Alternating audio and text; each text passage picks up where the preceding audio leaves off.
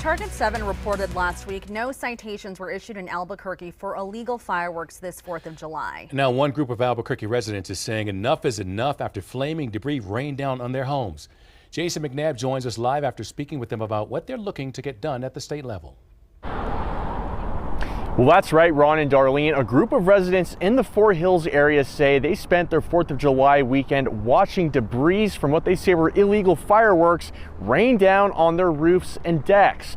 Now they're looking to see what can be done to make sure citations actually get handed out. This material, we found some of it on fire landing on the deck. This is what Fort Hills resident Carmel Surratt and his neighbors had raining down on his deck and roof this 4th of July weekend. Cardboard pieces from aerial fireworks, which are illegal in Albuquerque. And when it landed on our deck and chased away family and friends, we noticed some of it was still on fire. So we ended up spending 2 hours with a hose putting out to keep our house and keep this deck from going up in flames. I was concerned about my roof and my car too. As our Target 7 investigation revealed last week, AFR has not issued any citations for use of illegal fireworks in years.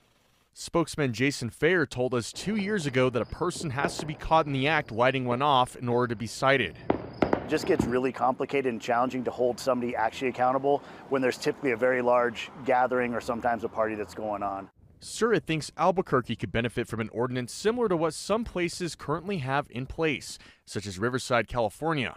They use drones to catch people in the act of lighting off illegal fireworks. When the drone shows up and records them, the first one that they catch is $1,500.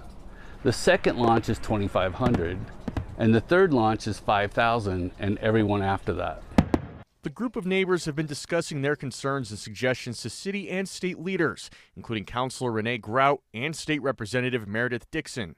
Representative Dixon agrees that more needs to be done at the state level and wants it addressed in the legislature. If we're looking at funding and additional tools, that may be something that we can do with the next budget. And now we also spoke with Councilwoman Renee Grout about this issue. Now, she does represent those residents in the Fort Hills neighborhood. In a statement, she told us that the city should be enforcing the laws we have in place right now, adding they can probably be strengthened. Now, Albuquerque Fire Rescue is working us on getting their thoughts about how a change to the state ordinance could help their enforcement here in Albuquerque. For now, reporting in downtown, I'm Jason McNabb, KOAT Action 7 News. Jason, thank you.